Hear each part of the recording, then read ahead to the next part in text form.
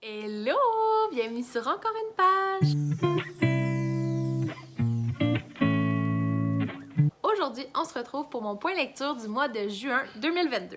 Le mois de juin s'est très bien passé pour moi. Il a été vraiment occupé, mais ça fait mon affaire parce que c'est moi qui l'a occupé autant. Je suis en congé, j'ai un bébé qui est vraiment facile et très sociable, donc j'en profite pour voir mes proches, pour sortir, pour faire des activités et ça me fait vraiment du bien. Le mois il a commencé par la naissance de ma nièce. Ma sœur a accouché le 2 juin, donc c'est sûr qu'on est allé la voir au courant du mois de juin.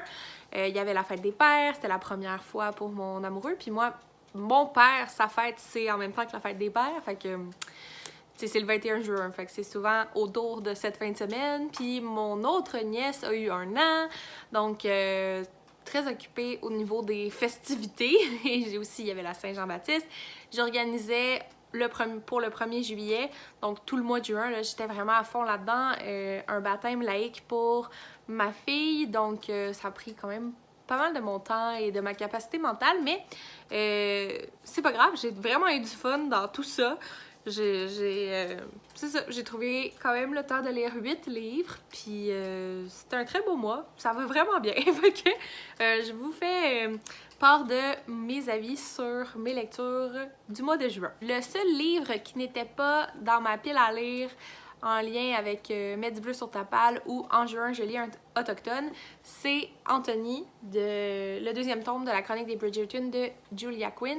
Mais encore une fois, vous aurez mon avis un peu plus tard dans ce vlog qui sortira, je crois, à la fin de l'automne. Si je respecte mon plan, ça devrait ressembler à ça. Bon, j'ai pas lu, il y a juste un seul livre que j'ai... Non, il y a 2 livres que j'ai pas lus de ma pile à lire. Puis, il y en a un qui faisait partie de ma palle ordinaire. Donc, je vous allez m'entendre en parler bientôt. Mais j'ai pas eu le temps de le lire. C'est Perles de verre. L'autre, c'est la BD 23h72. Donc, c'est ça. Je vous en reparlerai. On va y aller, je pense, pour commencer avec un recueil de poésie. Parce que c'est le premier livre que j'ai lu en juin. C'est J'en appelle à la poésie de David Goudreau. Et les illustrations sont de Laurent Pinabel et c'est publié... Il n'y a comme pas de maison d'édition. Est-ce que ça pourrait être auto-publié? J'ai comme envie de dire que c'est auto-publié parce que je trouve pas de maison d'édition. Aucun logo, rien pantoute. Ah, les grandes voix. Peut-être que ça peut être ça, la maison d'édition, mais j'ai en doute. C'est de la poésie, c'est vraiment... genre, ça porte très bien son titre, c'est une genre de ode au poète et à la poésie. Il y a comme une demande qui est faite par l'auteur pour qu'il y ait une plus grande place qui soit accordée à l'école, mais aussi dans la société, qu'on valorise plus l'usage des mots, des gens qui sont capables de bien de former des images, puis c'est ça.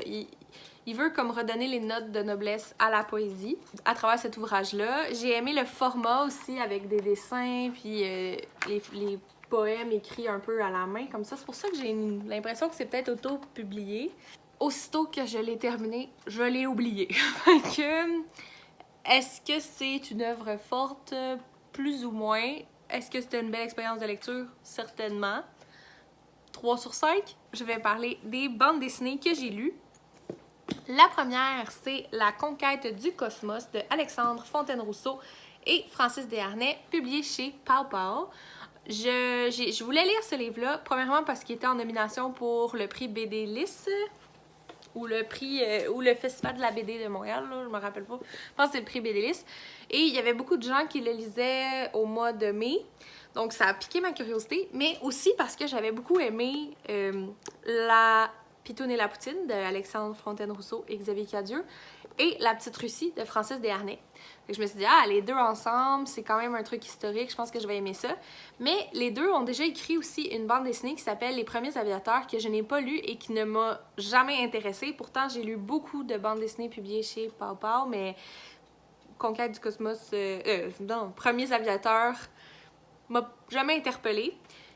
Je suis pas une méga fan des histoires de guerre, je le rappelle constamment, mais bon, c'est sûr qu'ici, c'est la conquête de l'espace, là, donc la guerre froide entre la Russie et les États-Unis, mais c'est un peu de leur point de vue, comme comment ils pensent que les gens se sont... comment ça s'est passé, pour vrai, mais tu sais, c'est sûr que c'est pas exactement comme ça. Et aussi, une particularité de la bande dessinée, c'est que c'est comme vraiment toujours la même image. Des fois, il y a une mini différence là, entre chaque, mais tu sais, les cases sont quasi identiques et il y a le texte qui apparaît. Fait que on a l'impression un peu que c'est figé dans le temps. C'est quand même assez drôle. On retrouve l'humour que j'avais aimé dans les deux autres œuvres que j'ai nommées, là, à part Premiers Avatars, mais La Petite Russie et La Pitoune et la Poutine. Mais c'est ça, j'ai aimé ça parce que aussi j'avais pris un cours complémentaire au cégep d'astrologie un peu 101 là, pas astrologie, astronomie pour 101 là, pour les gens. C'était comme le prof il disait c'est un cours pour ceux qui aiment parler d'espace mais qui aiment pas étudier l'espace. Comme c'était exactement ça là. Ça se donnait genre les mardis matins, je pense, dans un grand auditorium. Il y avait des magnifiques PowerPoint qui fermaient la lumière, puis ils nous montraient des images des planètes, puis des étoiles, puis ils nous racontaient comment c'était fait, puis comment, tu sais, la conquête de l'espace, justement. T'sais. En tout cas, j'étais passionnée par ce cours-là. J'ai gardé mes notes de cours, puis le livre, parce que je les ai déjà reconsultés. J'avais vraiment aimé ça. Fait que c'était un sujet qui me parlait, mais comme c'était vraiment concentré beaucoup entre les tensions... Voyons, c'était vraiment beaucoup concentré sur les tensions entre la Russie et les États-Unis. C'était comme la partie qui m'intéresse le moins du sujet. Fait que ça m'a un peu déçue pour ça. Mais quand même, c'était bien, c'était drôle. C'est comme 3.5 sur 5 pour moi. J'aurais aimé que ça soit plus espace ou plus loufoque ou... Je pense que aussi le format de cases répétitives, ça m'a un peu déplu. Je trouvais que ça bougeait pas assez, c'était comme un peu ennuyant à regarder. Fait que c'est pas mal ça pour la conquête du cosmos. Pas un coup de cœur. Parlant de coup de cœur, je vais vous parler du deuxième tome de la série des Paul de Michel Rabagliati.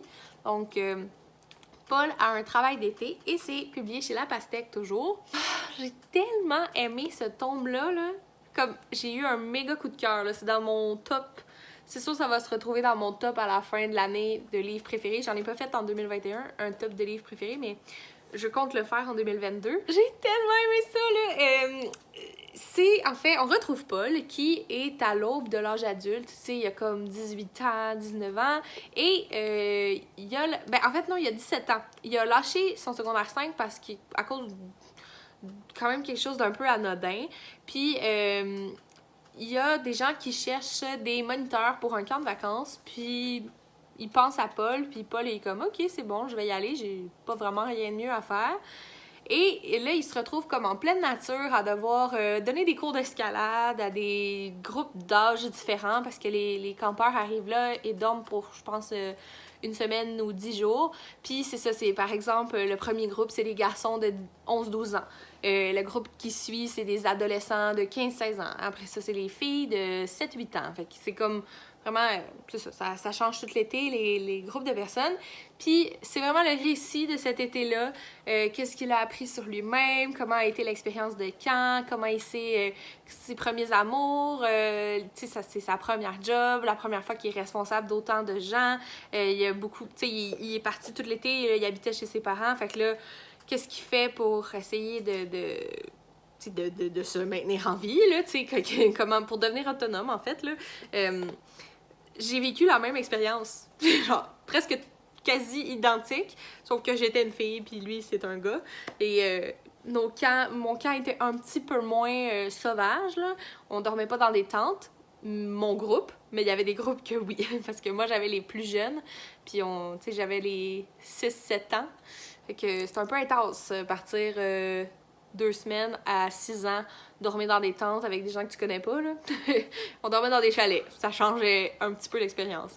Mais bref, je me suis replongée dans mes souvenirs, puis c'est vraiment un de mes étés préférés, je pense, mettons, jusqu'à mon âge adulte, là. J'ai vraiment beaucoup appris sur moi-même. J'ai vécu plein d'expériences aussi de première fois. Puis, j'ai juste adoré. J'ai adoré relire ça. Je pense que je vais peut-être le lire une autre fois au moins dans ma vie parce que c'était vraiment bien. C'était bien écrit, ça nous remettait dans l'univers, dans l'atmosphère. C'est un 5 étoiles pour moi, j'ai vraiment aimé ce tome-là. On va passer maintenant à la section roman. Le roman qui faisait partie de Mets Bleu sur ta pâle et En juin, je lis autochtone, c'est Cocoum de Michel Jean et c'est publié chez Libre Expression. Ici, c'est l'histoire de la grand-mère de Michel Jean, Amanda, qui fait la rencontre de Thomas, qui est un Innu. Et ils tombent en amour, vont se marier et c'est un peu le récit de sa vie. Je dirais que c'est le récit de sa vie jusqu'à temps que... de sa vie nomade. Parce que quand il y a eu les barrages, la construction et tout, et que les Inuits ont dû comme... ben, se sont fait un peu voler leur territoire, ou... pas un peu, là, carrément, mais où ils ont dû se relocaliser ou changer drastiquement leurs habitudes de vie à cause de ça, ben ça s'arrête pas mal là parce qu'il y a comme il y a comme une vingtaine de pages par après, mais c'est un peu insatisfaisant pour moi la suite là, parce qu'on dirait que quand ça c'est arrivé, c'est là que je suis comme ah mais je veux savoir comment vous vous êtes adapté, qu'est-ce que vous avez ressenti, qu'est-ce qui s'est passé par après, quelle trace ça vous a laissé, tu sais, c'est ça qui m'intéresse. Mais c'était la fin du livre. Fait que pendant 200 pages, c'est le récit de la vie nomade. C'est intéressant, mais c'est pas nécessairement original. Puis aussi, je sais pas, mes attentes étaient tellement hautes, j'avais l'impression que ce livre-là me bouleverserait, puis j'ai pas ressenti cette émotion-là. Les émotions n'étaient pas très fortes, là. J'ai lu des livres de littérature autochtone qui m'ont vraiment plus émue que ça. Ça, j'ai trouvé ça comme un peu contemplatif. Puis aussi, je pense qu'une chose qui fait que c'est moins fort pour moi, c'est que l'écriture est très ordinaire. Ça manque un peu de poésie, ça manque de vivant, on dirait, ça manque d'émotion, ça manque de ressenti, c'est très descriptif de ce qui se passe, puis c'est un peu normal parce que Michel Jean a pas vraiment grandi dans... OK, ça c'est un gros jugement de ma part, OK, mais de ce que je sais, Michel Jean n'a pas grandi avec son côté Innu. C'est plutôt comme à l'âge adulte qu'il a renoué avec ça, mais c'est plus comme son impression de ce qui s'est passé, puis c'est pas vraiment son vécu. Ça se ressent, moi je trouve. Mais une autre chose qui se ressent, c'est qu'il y a beaucoup d'amour dans ce livre-là. C'est très respectueux, puis c'est rempli de fierté aussi. Ça, on le ressent très bien. Mais, c'est ça. Moi, ça m'a un peu déçue parce que j'avais mis ce livre-là quand même en haute estime. On me l'avait beaucoup vanté. Tout le monde en parle avec beaucoup de positifs. Mais moi, personnellement, c'est plutôt comme un 3 étoiles. Je me rappelle déjà vaguement de ce qui s'est passé, puis je l'ai juste lu il y a 2 semaines, 3 semaines. Fait que c'était pas le livre le plus marquant pour moi. Et là, 2 livres qui font partie de ma pile à lire, de ma bibliothèque, là, et non de ce que j'aimerais lire pour tel challenge. C'est les 2 dernières lectures dont je vais vous parler. La première, c'est Good Boy d'Antoine Charbonneau de Mers et c'est publié chez VLB Éditeur. Ici, c'est l'histoire d'un garçon. Je crois qu'on le nomme jamais. Antoine Charbonneau de Mers, il fait beaucoup d'autofiction où, tu sais, ça parle beaucoup de lui. Donc, un jeune homme originaire de l'Abitibi qui débarque à Montréal et qui est censé aller à l'école étudier en littérature, mais ne le fait pas. Et il y a énormément de mélange entre... Et puis, c'est ça, il va pas tellement bien psychologiquement. Et là, la réalité et la fiction s'entremêlent. Il se met à halluciner des peintures de Modigliani. Il se met à penser qu'il y a des complots entre son propriétaire, puis la madame à la clinique, puis d'autres gens. Et aussi, il arrive en ville et il veut rencontrer des gars. Il veut qu'on le traite d'une certaine manière, puis quand on le traite de cette manière-là, ben ça fait pas nécessairement son affaire finalement. Et là, ça continue à faire dégrader son état mental. Je l'ai aimé, c'est pas mon préféré d'Antoine Charbonneau de Mers parce que c'est parfois confus et parfois aussi un peu mélangeant pour le lecteur. Puis j'ai vu aussi sur son Instagram, là, la nouvelle fonction de questions anonymes là, que tout le monde fait. Bon, lui, il l'a fait aussi, puis il disait qu'il y avait quelqu'un qui avait posé une question sur Good Boy, puis il avait dit est-ce que tu es déçu de la réception du public par rapport à Good Boy? Beaucoup de gens ne l'ont pas vraiment compris, puis il a dit ouais, ce que je voulais faire, j'ai l'impression que j'ai pas réussi à le faire, puis j'ai aussi beaucoup essayé de m'adapter à la critique, puis c'était pas exactement ça que je voulais faire dans Good Boy. Fait que là, le prochain roman qu'il va faire va être, en tout cas, selon lui, meilleur parce que il est plus authentique et il essaie moins de plaire à la critique comme avec Good Boy. Parce que, évidemment, il a essayé de plaire à la critique et ça n'a pas fonctionné, fait que ça donne pas trop envie de continuer dans cette voie-là. Mais je le recommande. Si vous aimez l'écriture d'Antoine Charbonneau-Demerche, c'est vous allez aimer ce livre-là. C'est très intimiste, il y a beaucoup de sexualité aussi, c'est très présent dans son œuvre, beaucoup d'exploration de son identité, un mélange avec la folie, la fiction, ça se retrouve encore. Mais j'ai préféré Coco et Baby Boy. Daddy, j'ai pas vraiment de souvenirs autant, mais j'ai préféré les deux autres grosses œuvres d'Antoine Charbonneau-Demerche à Good Boy. Mais c'est ça, si vous êtes fan, lisez-le. Moi, c'est un 3.5 encore une fois pour Good Boy. Et finalement, la dernière lecture, c'est Une femme extraordinaire de Catherine Etier et c'est publié chez les éditions Stanké. Premièrement, si vous voulez vivre une meilleure expérience, je vous conseille d'écouter, avant de lire le livre, le podcast Tout le monde s'haït avec Catherine Etier, l'autrice, parce que ce qu'elle raconte dans ce podcast-là, ça se retrouve là-dedans et c'est très difficile de justement ne pas penser que c'est de l'autofiction. Okay? Ici, on retrouve Corinne, qui est une travailleuse autonome, culturelle. Elle est animatrice à la radio, mais elle a toutes sortes d'autres contrats, comme Catherine Etier. Elle a des problèmes avec ses dépenses. Elle dépense... quand elle va pas bien, elle achète des choses et ça lui fait du bien à ce moment-là. Mais ça, c'est une roue qui tourne et elle finit par être très endettée. Donc, elle a des problèmes financiers, ce qui fait que elle a des problèmes de santé mentale aussi parce que, évidemment, quand... C'est comme relié, là. Problème financier et ne pas bien aller, en tout cas pour en avoir vécu dans la vie, c'est assez... c'est un gros stress qui ne rend pas très de bonne humeur, mettons.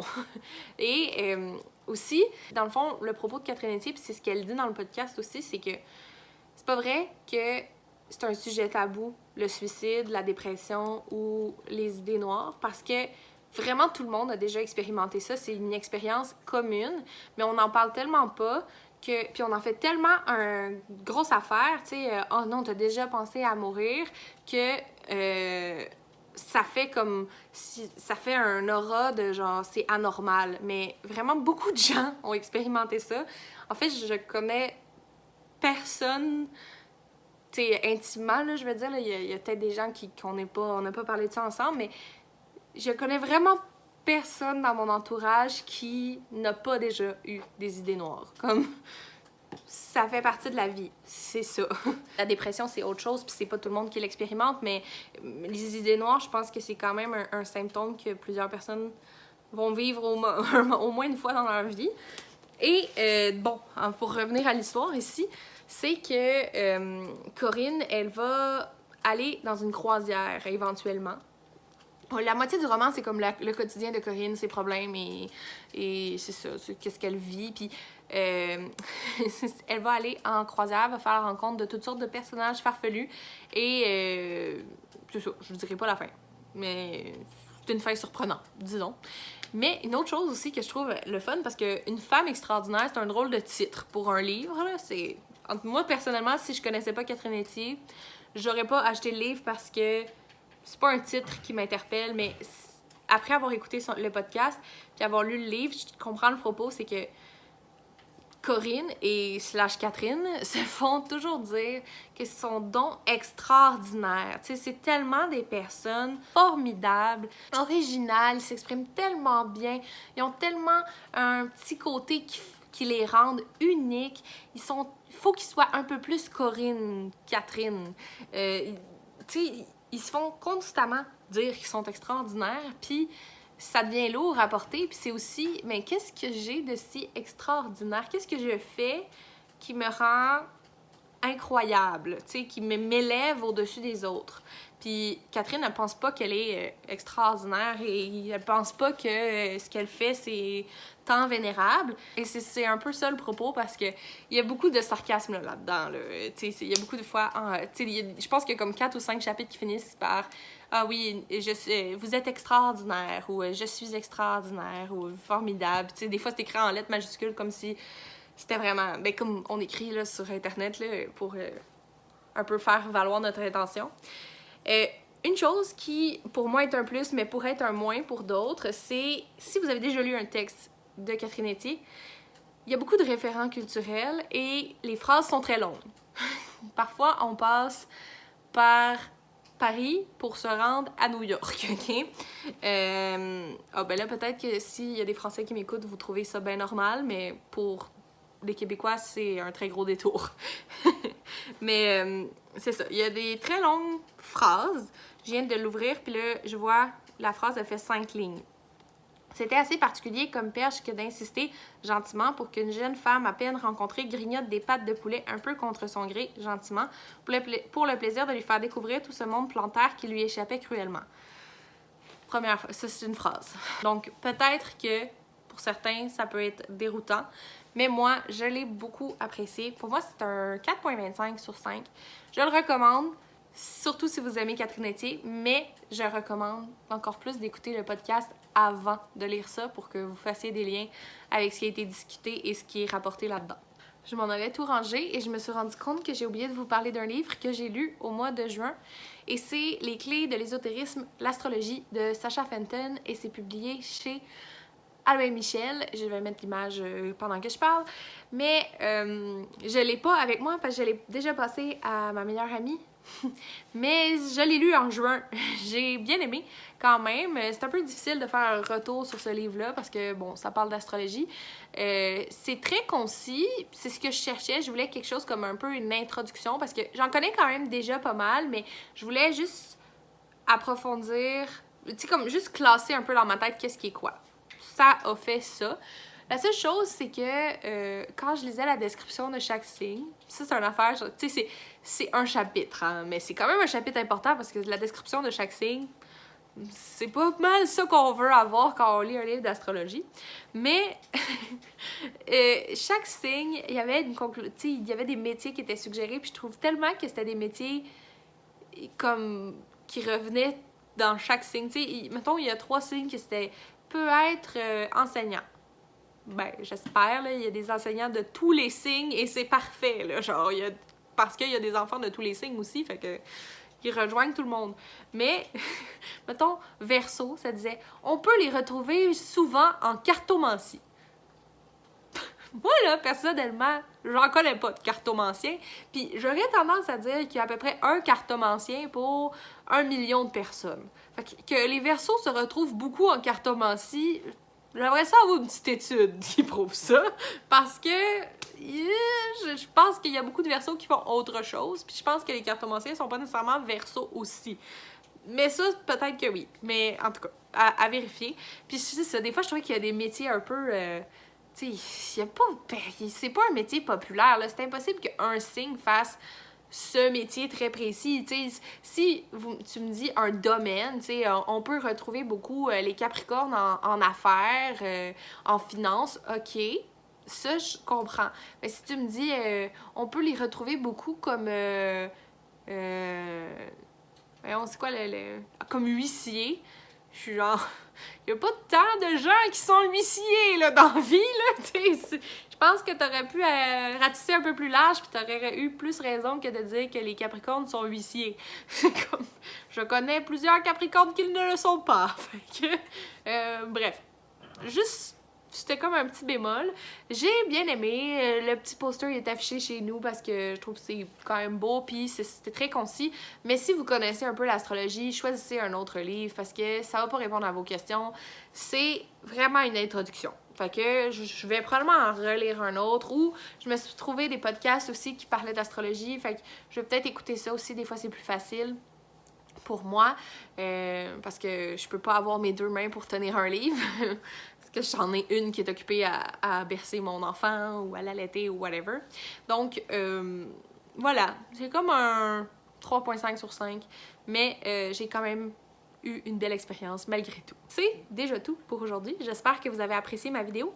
Si c'est le cas, n'hésitez pas à la liker et à la commenter. Dites-moi dans les commentaires quelle est votre lecture coup de cœur du mois de juin ou une lecture québécoise que vous me recommandez. Surtout que quand ce vlog-là va sortir, cette vidéo-là va sortir, on va être pas loin du 12 août, j'achète un livre québécois, donc ça va peut-être me donner de l'inspiration pour mes achats. Sur ce, je vous souhaite du succès dans vos projets et dans votre vie, et on se revoit très bientôt.